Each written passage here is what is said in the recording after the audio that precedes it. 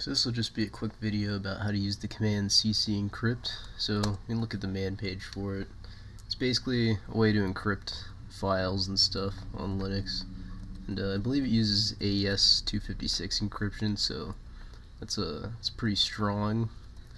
Should be able to protect your data pretty well or whatever. I don't know, if you don't want password manager, maybe it's okay to use. A lot of people say it's not, just because I don't know, you gotta remember to like lock your files back up again afterwards. But let's have this.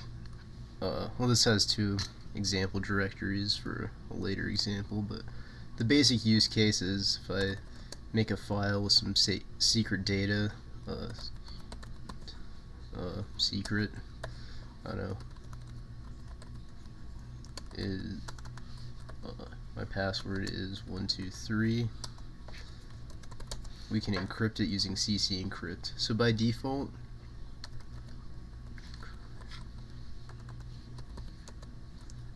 we can ccencrypt secret, and then it'll ask for a key.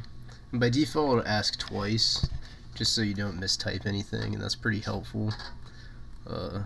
So I guess 123 should be the encryption key. And as you can see, secret is now encrypted. It's got the .cpt at the end. So yeah, it's gibberish now, so we can't read it at all. And we can decrypt it with the ccdecrypt command. Ccdecrypt secret. And then we need the key, so 123, and it's all good. But yeah, let's say we wanted to encrypt a lot of files though. If I go into this example directory, example,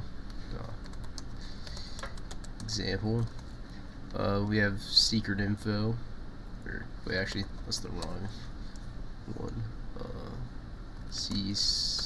Example. Yeah, we have secret info.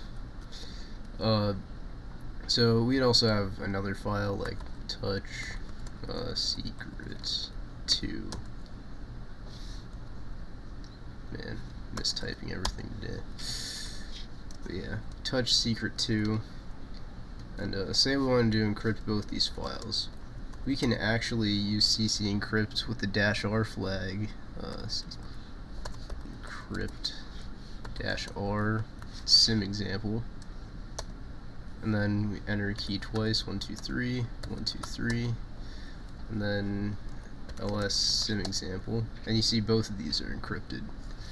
And we can just as easily decrypt both of them again with ccdecrypt. 123, ls sim example. So that's pretty nice. We can, if we had a giant directory structure, it would actually encrypt all of the files like that. Okay, so say you had a symbolic directory. So an example, I have a link to sim example. So if I cd'd into sim example, we have our secret files that we want to encrypt.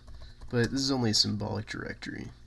But we can still use ccencrypt to recursively encrypt all the stuff. So if you have like a hard drive or something that you had a sim link to, this would be useful. So ccrypt -r sim example 123, 123, and then ls symlink, and you can see it's encrypted now. But also, if we go further out and cd or just ls sim example, still encrypted. So you can actually encrypt it through a symlink if we use the -R flag, which is pretty useful. And we can decrypt it the same way. So ccrypt